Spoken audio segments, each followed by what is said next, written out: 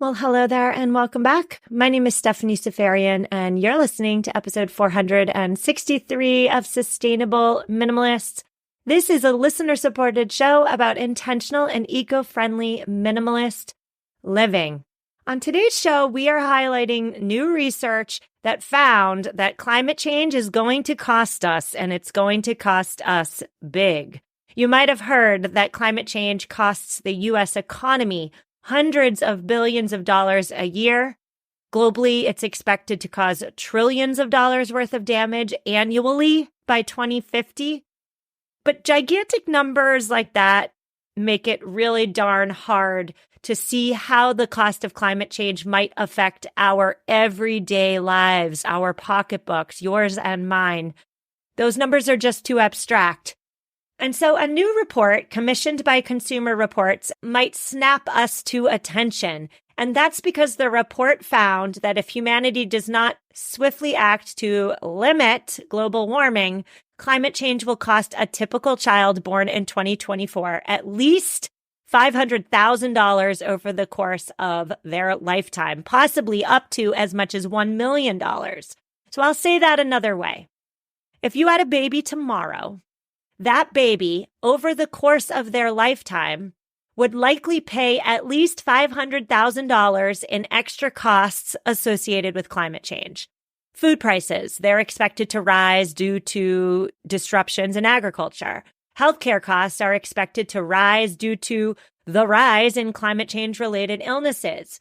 Taxes are definitely expected to rise to help pay for the cleanup of all those natural disasters that are going to increase in both frequency and intensity.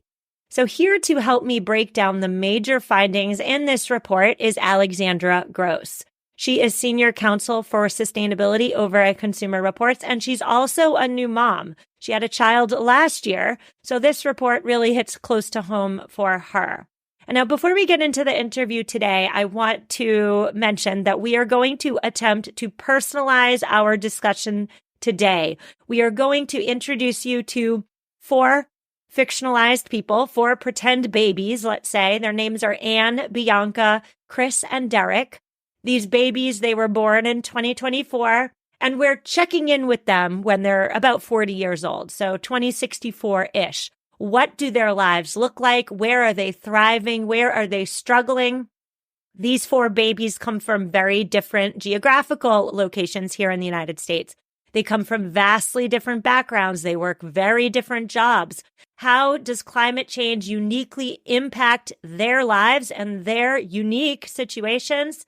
Let's do it. Alexandra, I'm so thrilled to have you on the show today. How are you? I'm doing so well. How are you? I'm good, thank you. So today we are discussing a new study.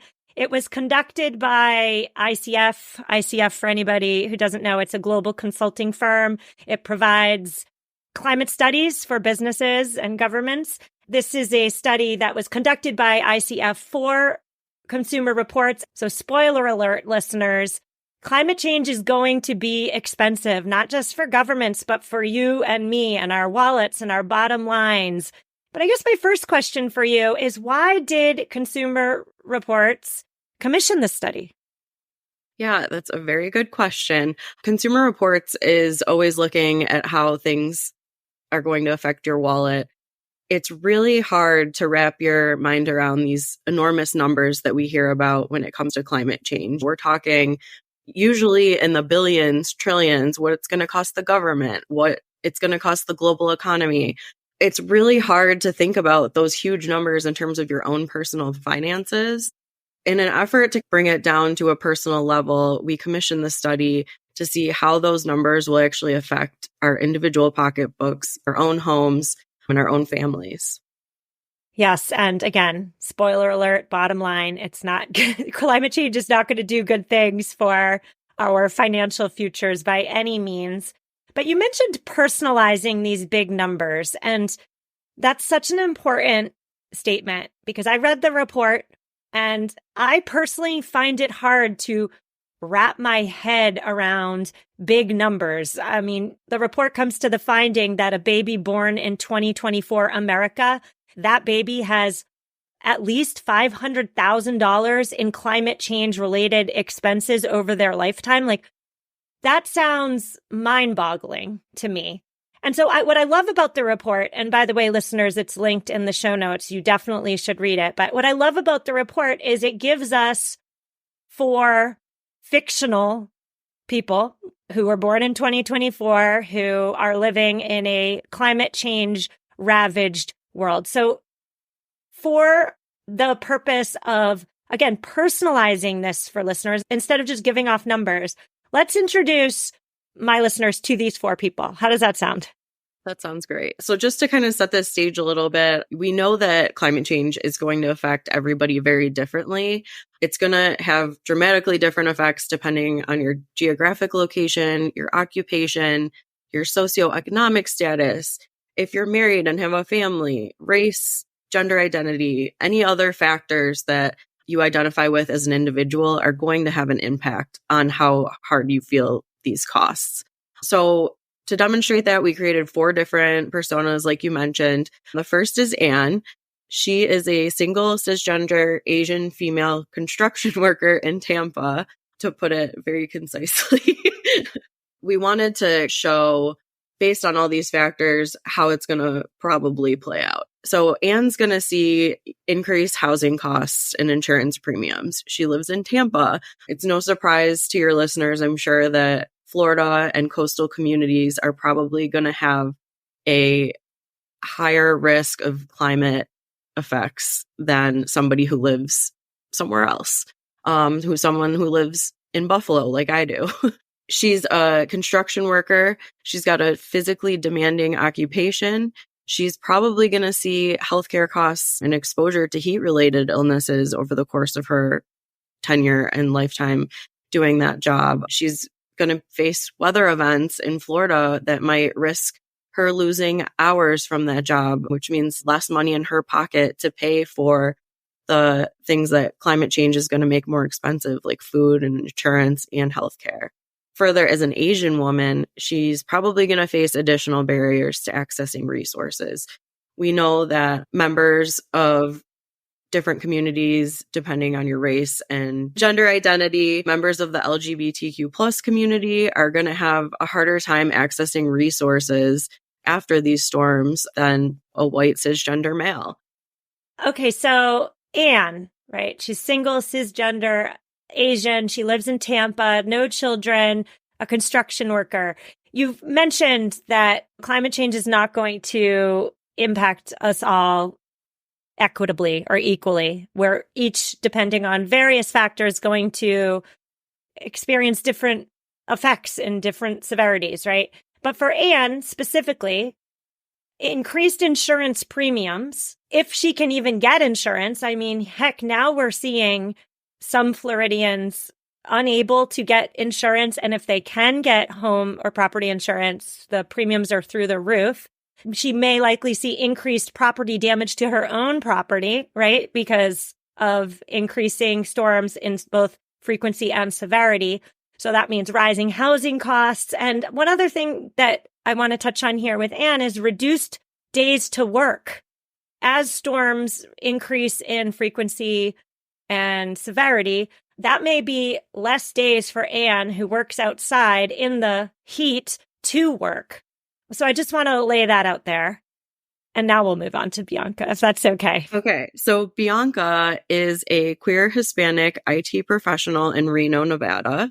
If you think of out west these days, you're going to think of wildfires. It's getting hotter and it's getting drier in Nevada. She is going to be facing reduced air quality. That means more healthcare costs for her and her family. Doing IT, she's working inside, so she's probably not going to face the same loss of working days that Anne would be facing, but she still has her own challenges. As a queer woman of Hispanic heritage, she could also face discrimination following relief efforts, which we've seen in the recent past. So she's got her own set of challenges. Yes. And let's not forget, I mean, you mentioned the West. When we think of West and climate change, the first thing that comes to mind is wildfires and increased air pollution. That leads to increase in health problems and higher healthcare costs. So just, bringing this back to the pocketbook, right? Less enjoyment doing outdoor activities. I believe Bianca is a outdoor enthusiast, let's say, but wildfires, and not only wildfires, but their secondary effects, like poor air quality, means that she is going to be indoors even more in addition to her job. And so I want to also just mention too that Bianca is a person of color as well. So perhaps less access to resources. Do I have that right? That's absolutely right. One effect that we're facing, but maybe not equating it so directly with climate change, is our access to the outdoors. We saw during the COVID pandemic, that is what so many people relied on for their physical and mental health, and myself included. I try to get out to hike as much as I possibly can. Ski resorts are having a hard time with climate change. Bianca's a skier, and she's not going to be able to do that for as long of a season as she normally would. There are so many effects that you can't put an exact dollar amount on that we're going to be facing, but really do have an effect on our quality of life. Yes, I'm just thinking about my own life and my own mental health. Being outside and being active is such an important part of me taking care of my mental health. And so again, we always like to put dollar amounts, dollar signs on everything here in the United States. So how much is my mental health worth? How much is being inside even more than I already am in 2024? What is that going to do to my mental health? And how can we equate that to a financial amount? We can't. So let's move on to Chris. He's the first male. We have 4 fictional people. Chris is one of the 2 males. Introduce us to Chris. Yeah, so Chris is a cisgender male farm equipment operator in rural Iowa. He is married with 2 kids, and he comes from a farming family in the Midwest. I think Chris's biggest challenge is going to be the disruption in farming and food markets from extreme heat, increased storms. He's going to see decline in crop yields that's enabling his family to make ends meet. He's looking at a cultural identity problem here, because he might have to look at changing jobs, changing careers, and maybe doing something other than running his family farm that he's been doing for generations. He's probably going to see an increase in healthcare costs from working outside. Same as Anne from Tampa, he's going to be facing more heat-related illnesses, air quality concerns, and that's going to add up to more medical bills. Yes. So if he's a farmer, decline in crop yields over time results in a loss of wages. Pairing that with increased healthcare costs that we're likely going to see across the board. We'll get to that after we talk about our 4 fictional people. So loss of wages over time, plus increased healthcare costs. And also the report, I found this was so interesting, Alex, was that the report predicts increased and very high flood insurance premiums for those of us in the middle of the country. Lower wages plus increased costs for all the other ancillaries means Chris is in a tough spot. All right. And now let's go to Derek. Derek lives in my neck of the woods. He lives in Boston. Take it away. Yeah. So Derek is a cisgender African-American nurse in Boston. He has a family, and his biggest pressure is going to be higher housing costs being on the coast. More storms, more floods. Derek also lives in a historically redlined neighborhood that suffers from racial discrimination with regard to housing policies. These communities have less green space. They're hotter than the more affluent neighborhoods. There's less tree cover to protect them from the heat. So it's tougher living conditions. He's also a nurse, with the increase in trips to the emergency room from all these natural disasters and heat waves. He's going to be very busy at work. That's going to lead to more stress. We talked about not being able to get outside to enjoy the outdoors as much. So he's going to have a hard time with his mental health. Yes. The report aptly described the work burnout that Derek may very likely face in a climate change ravaged world. He's a nurse, so he's in some ways financially insulated because he's making perhaps more money than most. However, he's going to experience work burnout. That is going to take a toll on his physical health, his mental health. Heck, we saw burnout from essential personnel during the pandemic. And so the report aptly makes the point that burnout in these jobs where, you got to be there is going to be more prevalent, right? And he's also going to see, too, as an African-American man, the disparities present in a climate changed world, right? So maybe he might be slightly insulated, but his friends might not be. So what does that do to somebody's mental health, emotional health, motivation? I have some questions, Alex. I have a lot of questions. I want to bring these four people together, talk about trends, talk about what can we be doing now? Because let's be honest, I don't want any of these four fictional people's futures personally. So we're going to take our sponsor break, but when we come back, we're going to do just that. Listeners, I'm going to be 40 next month. Oh my goodness. And even though there's a big part of me that wants to buy into the anti-aging claims of all the products, I am, of course, quite skeptical. I recently just discovered a brand called Lima, and it is changing the game when it comes to caring for your skin. It is science-based.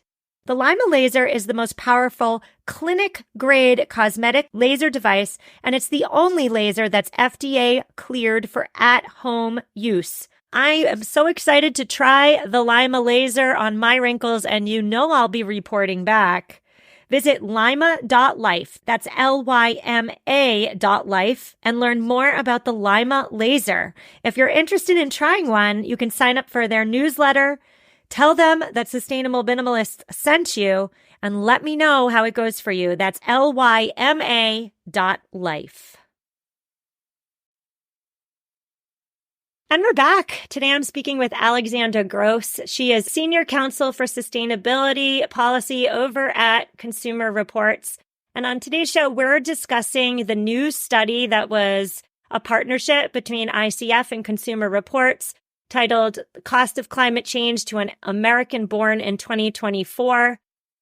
Before the break, we introduced you to four fictional people. So they are adults born in 2024, and they are living with the effects of climate change in four very different parts of America, four very different situations.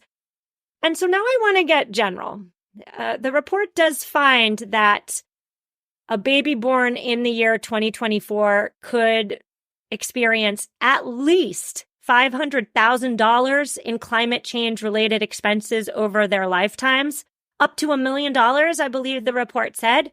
So why? What is changing financially in this forecasted future? What's raising prices?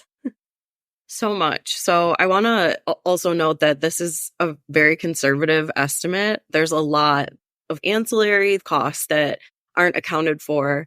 And there's a lot up in the air. There's a lot of uncertainty around financial markets with regard to your retirement, income losses, and things like that. So we're looking at around 500,000, but in reality, in the world we live in, it's probably going to be closer to 1 million per person for a baby born in 2024. I'm a new mom. I have a 6-month-old.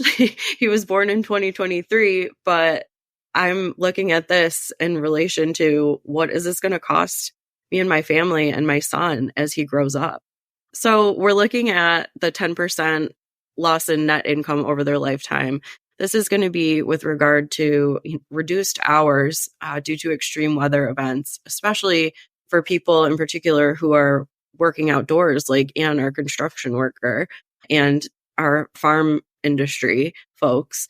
We're looking at growing health risks and more medical incidents because of heat and illnesses related to climate risks. It's going to prevent some people from working altogether. For a lot of people, it's going to mean higher costs for their health insurance premiums and more trips to the ER, more medicines to have to pay for. that takes a big chunk out of folks' pocketbooks. So less income is what I hear you saying, but then increased costs for just being alive. I'm guessing you're going to say that food is going to cost more, housing is going to cost more, our healthcare is going to cost more, our home insurance is going to cost more. Do I have that right? Yeah, so costs are generally going to increase. So not only are you going to see a reduction likely in your income and in your retirement savings, but you're probably going to see costs for food, housing, healthcare, transportation are all going to go up. Climate change is expected to disrupt agriculture, reduce access to food, and lead to higher food prices. If you're like me and you're going to the grocery store already complaining about how much groceries cost to feed your family healthy organic food, that's probably just going to get worse. Uncertainty and changes in food production and farming and agriculture are going to make food harder to access and make availability less predictable. Second, we have housing expenses. That usually takes the biggest chunk out of your earnings, whether you're paying your mortgage or rent, home insurance, and the cost of maintaining your home.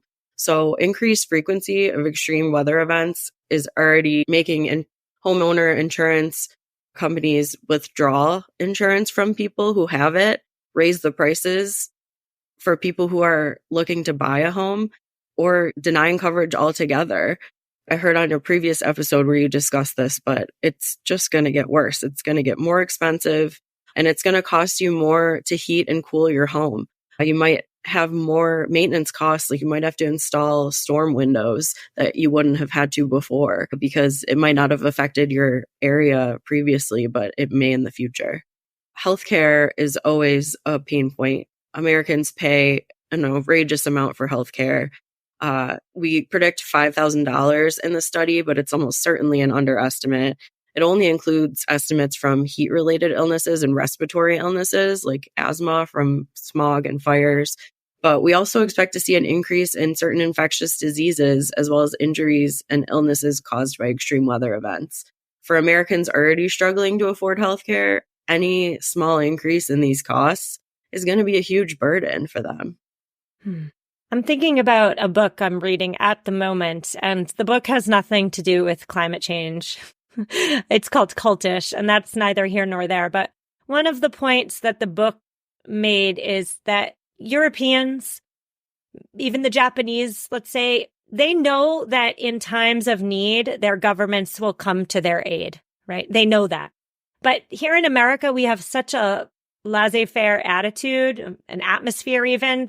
It makes us feel even now that we're all on our own. And so I just say that to say that perhaps our government is not going to come to our aid and help us in our hour of need if they're not already. If they're not doing it now, what makes us think in a climate change future it will? But that brings me to my question with regard to taxes. The report argues that we all need to be prepared to pay more in, I'm assuming, federal and state taxes in coming decades. The reason why seems obvious to me, but let's just break it down for everybody. Why should we expect to pay more in taxes? Absolutely. So every fire emergency, every time a coastal community is flooded, the government needs to pay somehow for that public assistance, and it's going to cost them money.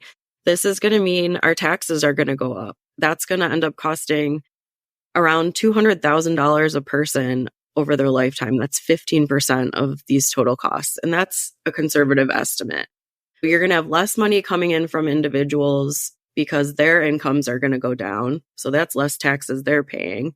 And then higher demand for government programs for disaster recovery, for public health, subsidized insurance, like we were talking about. Higher government costs and less government revenue, that's probably going to be passed on to the taxpayers. It's very likely going to be passed on to us, as most costs are. If history is our guide, increased costs are always passed down onto us, always. So why wouldn't those increased climate change costs be passed down to us in the coming decades? So I have kind of a snarky little question, and I'm wondering what you're going to do with it. when I was in college, I took a class on ethics and equity. And at the end of the semester, the professor sent around, a questionnaire. One of the questions was essentially, what can you do personally to make this country or this world a more equitable place, less discrimination, less racism, all the things? Like, what can you do to make this world a more equal playing field for everyone? And so we all, wrote down our answers and we went on with our lives. However, as we were walking out of class, I asked somebody in my class, what did you write on the last question? And the person said, I'm going to do nothing. And I thought to myself, and I asked, I didn't think, I asked, I said, why did you write that after taking this 16-week course? Why are you going to do nothing? And they said, well, I'm privileged. So the system works for me as it's set up. I wouldn't want to change it. If the system's working in my favor, why would I want to change it? And so the question here, this has been on my mind, listeners, for 20 years since I graduated college. But the question here is, climate change is not going to affect all of us equally. And there are plenty of us here in America who have accrued generational wealth over the generations. It's been passed down from our great-grandparents, our grandparents, and more, right?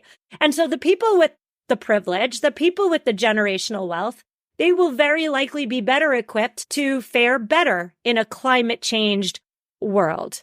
So here's the snarky question. Are you ready? What do you say to them?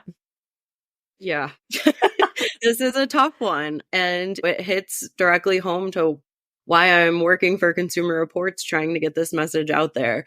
We struggled with this when developing the study because it is a reality. The wealthy will always be better able to buy protection from the risks that society faces. And poorer communities are always going to be hit harder. They have less resources to devote to the problem. And like you said, what's important right now is for critical mass to commit to doing the right thing for our future families, for our children. Also, I would say that they should care because those with more have more to lose. They might find that their insurance companies don't want to cover the cost of their beachfront homes because the risk is too great. They might have more money in the stock market, which is facing more risk from climate change impacts and less uncertainty for retirement funds. The more you have, the more you have to lose, but it is just the reality that this is always going to affect lower income folks and disadvantaged communities more than wealthy communities. And that's something as a society we really need to pay attention to. I like your answer there. The more you have, the more you stand to lose. And I think it's unfortunate that we always have to bring it back to like, how would you personally benefit or struggle? Like, doing the right thing is not enough of a reason for people to do the right thing. And that really bothers me. That keeps me up at night. So one more question for you, Alex. I hear it all the time that being an eco-conscious consumer is too expensive, or buying the ethical product, it costs too much money.